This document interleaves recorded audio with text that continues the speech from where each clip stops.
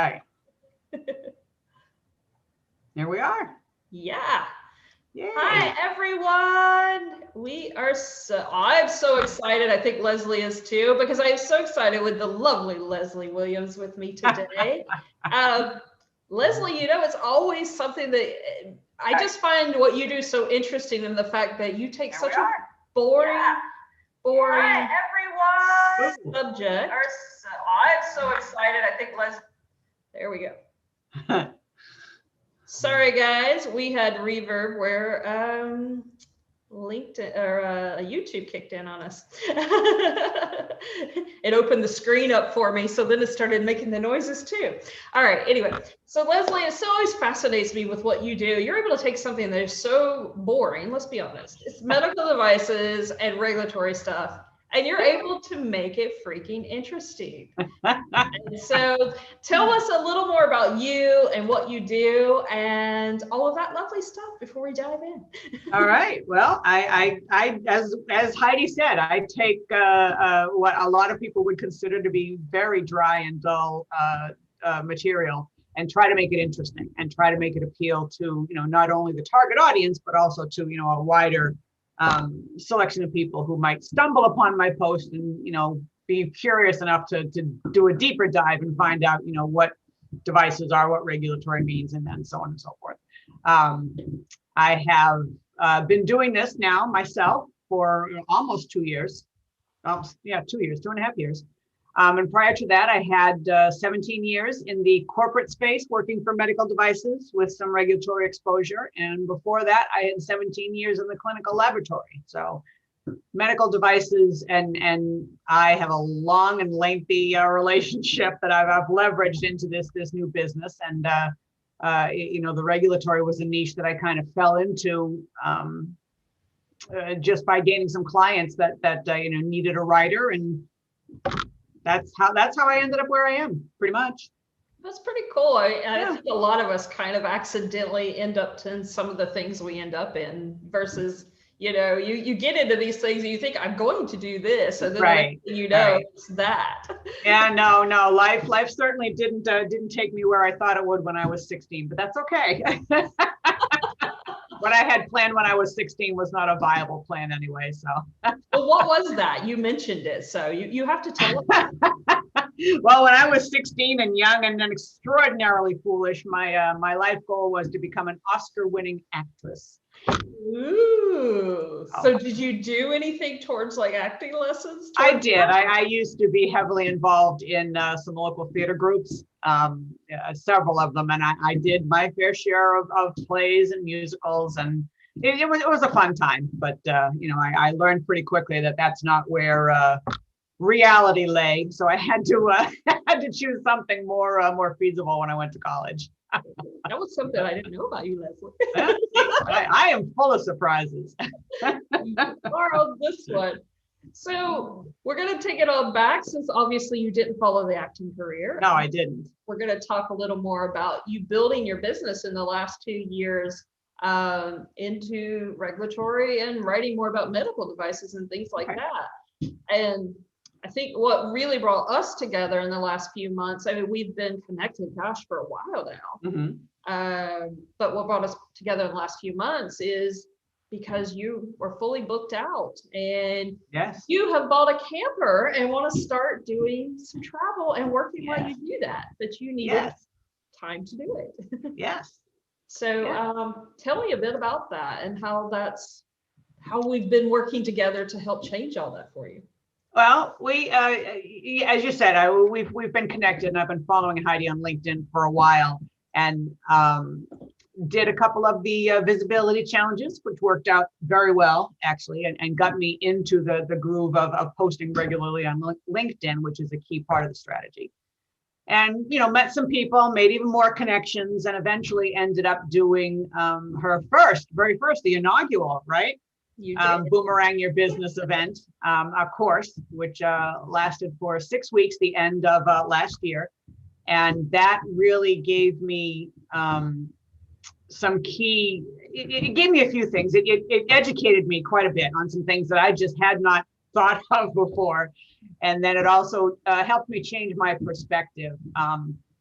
this may sound a little weird, but prior to doing that, I don't really think I had fully acknowledged the fact that I was a business person and that I was in business. So, taking that course and realizing and listening to everybody else, that really changed my perspective and made me realize, yes, I am running a business. And, so all of these things that, we spoke about in the course, really do apply to what I'm doing. And yes, the camper I've had for a while. The long-term plan has been to be able to work from the road. But now, now that I have this business that I'm running, and I have a lot more flexibility, that I'm going to be able to do that starting hopefully in the spring. Yay, that's awesome. That's the plan. That's the plan. Oh, let's not make that the plan. Let's make that reality. All right.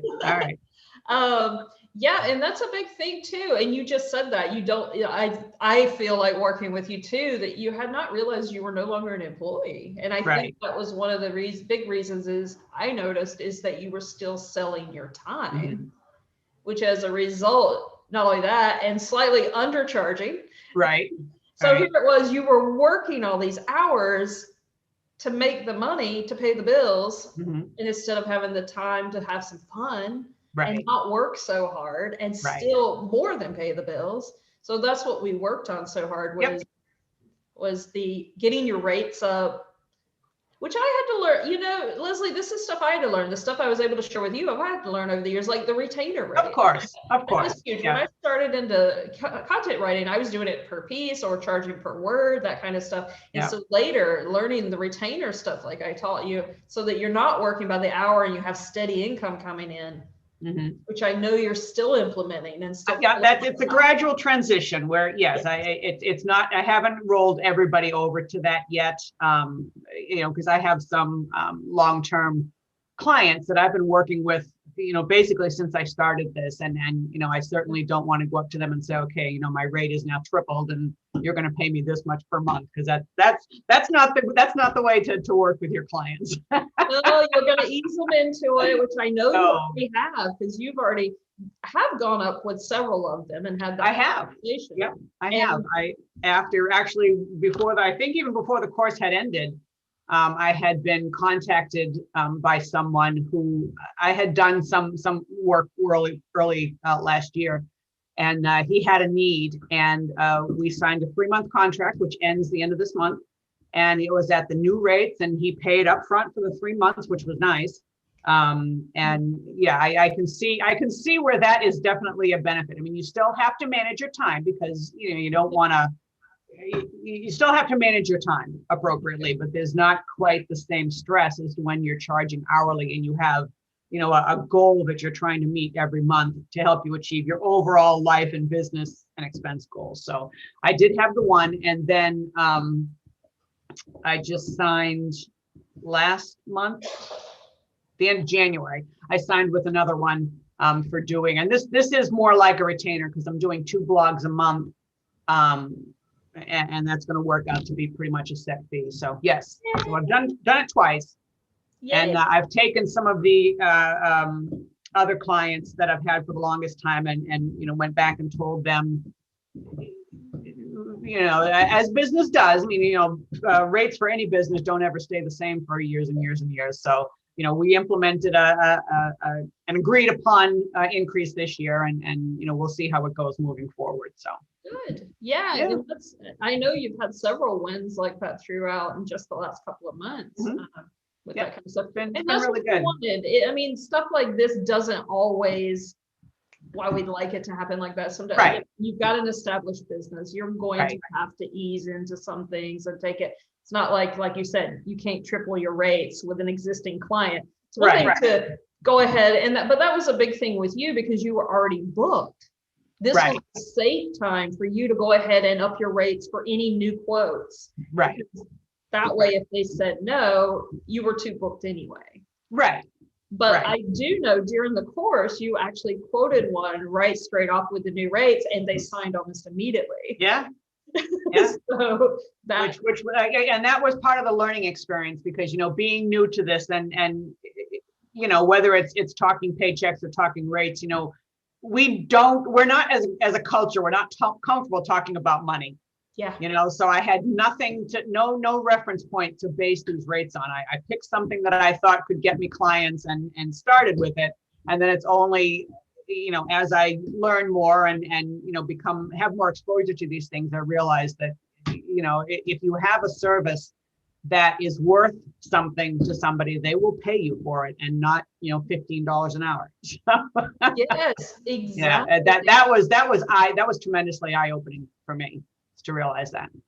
Yeah, and I love the fact that you were already, because some people don't always have that safe place to experiment with that big of a rate jump at Right. once, because, if you already aren't fully booked, then you might feel a lot of fear around, oh God, nobody's going to sign with me. Right. But when you're in that safe space like that, it made it so much easier for you to say, okay, let me try this, because I was going to turn them down anyway. Right.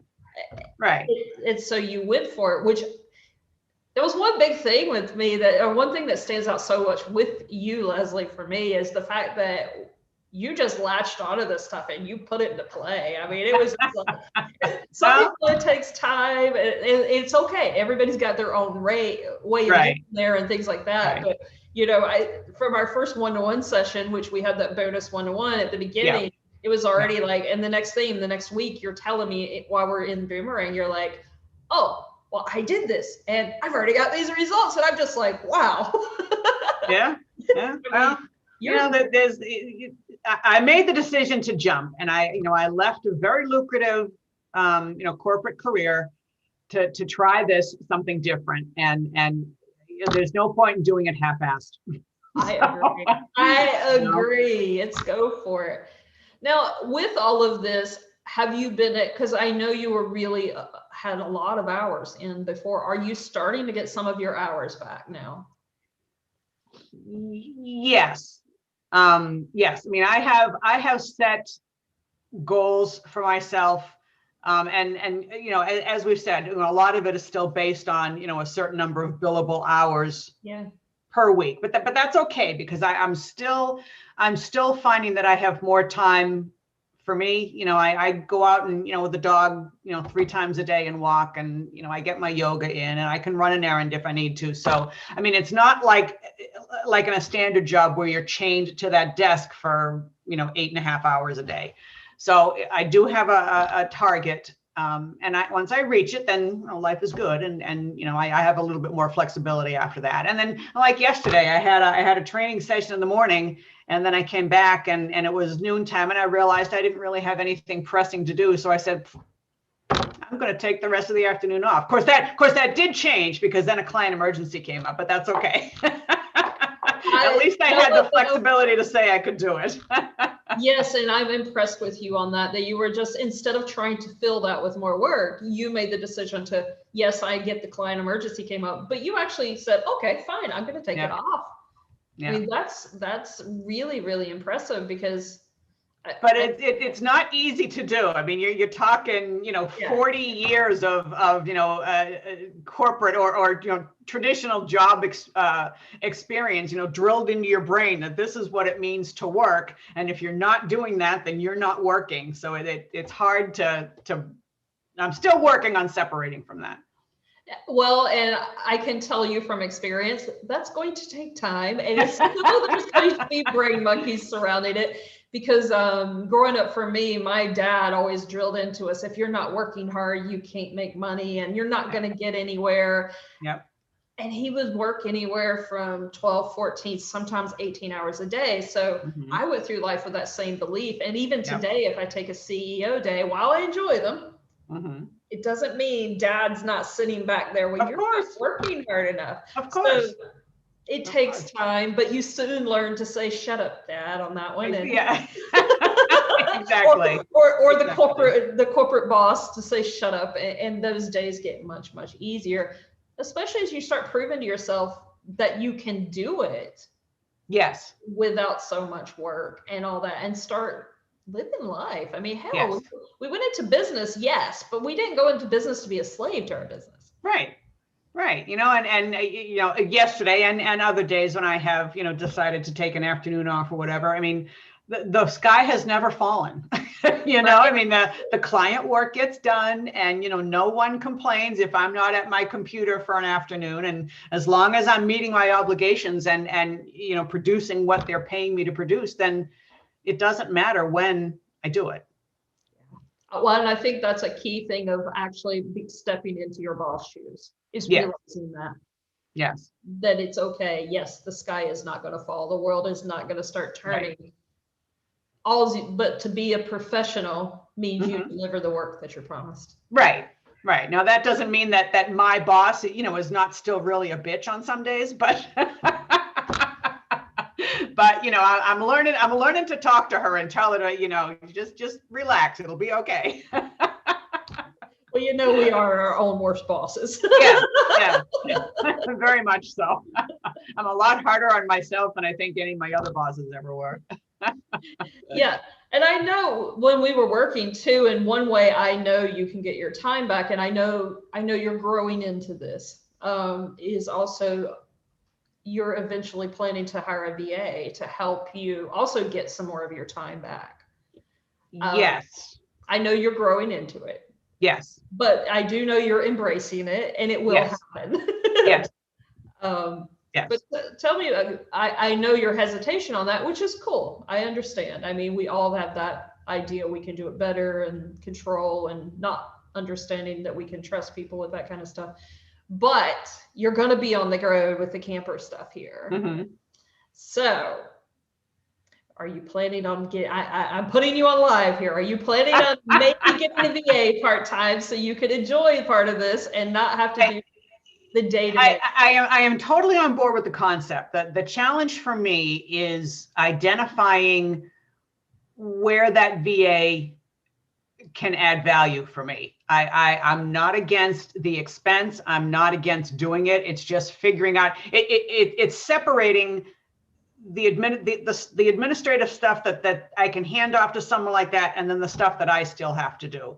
And just taking a day to sit down and say, okay, I can hire a VA to do, this, and this for me. And then I can focus on this, and then, touch base with this person once a day or whatever, and see what needs doing, and then go back to what I'm doing. And when I look at that, I don't always see an easy separation or an easy, delineation between, what I could hand off to someone versus what I need to do. But that will come. You're getting there. I know you're getting there. I'm still going to continue to challenge you to make that happen.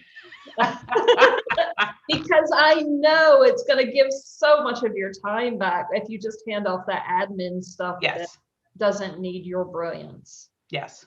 So, but I know that was a big one for you, but it's all good. It is all good. It is all good. And get there when you get there.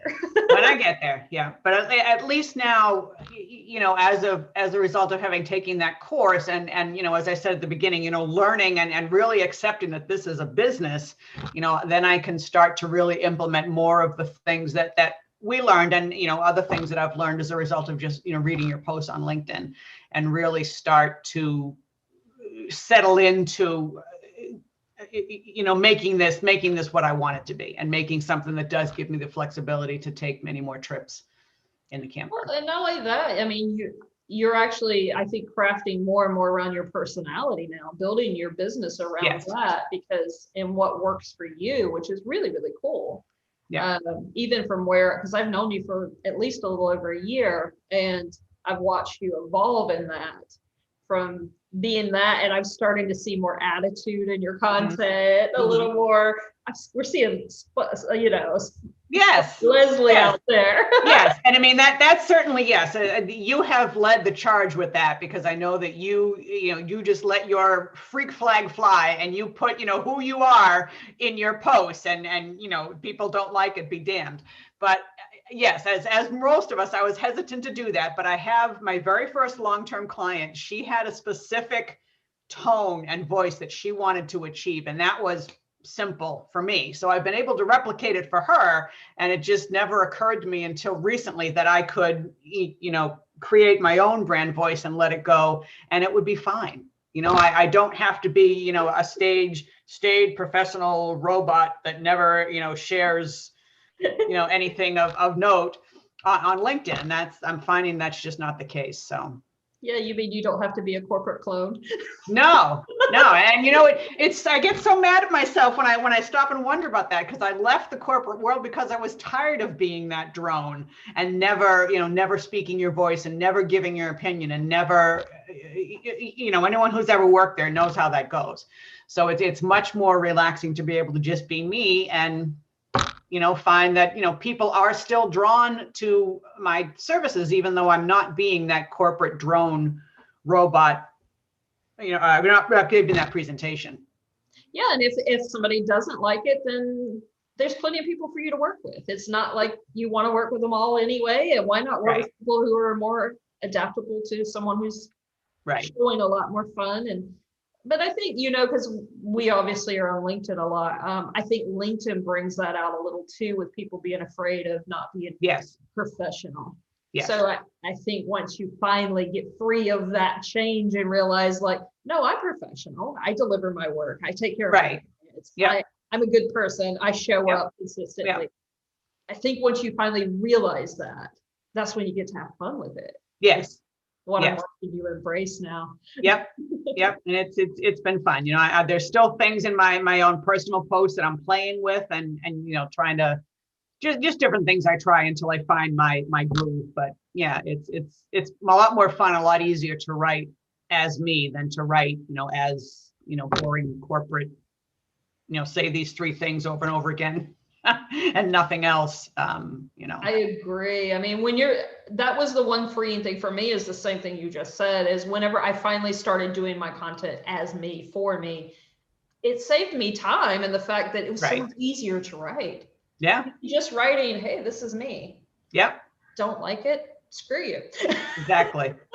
Exactly. And yes, and as I've said, and as other people have said to you too, realizing that you can do that and still, have a successful and potentially even a thriving business was just game changing for me.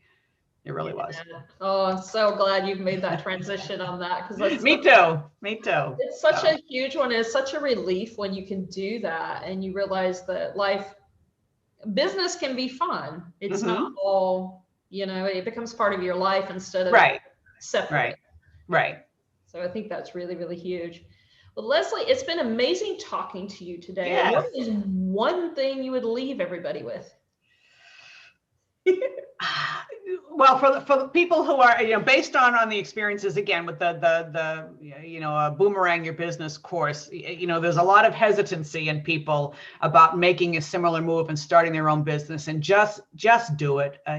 If you have any persistence at all and you have any drive or ambition at all, it's not going to fail. It'll take you a while to get there, and you have to, go through some growing pains, but just do it. Don't wait. There's no reason not to wait. And if you need help, there's plenty of coaches and people who are willing to help you. Me especially. That's right. What your next one is what? The 22nd starts Monday, right? We're gonna push the date. Okay. We had some massive glitches this week. So we're gonna push the date because we were not being seen. And so the date we're officially actually going to start on April the 5th. Oh, okay. So part is yes, but it was supposed to be Monday, but with a complete week of entire glitching between Facebook and some stuff that we weren't seeing, we're like, okay, I can't start on Monday. So officially right now we are starting April 5th. For anybody who wants to get signed up, we will drop the link into the description area for you guys. And Leslie, it was amazing talking to you. You've had some amazing wins, and I'm so glad to have you in my circle and I get to watch all this. Yeah, no, thank you. Thank you for showing me the way, and thank you for inviting me to chat with you today.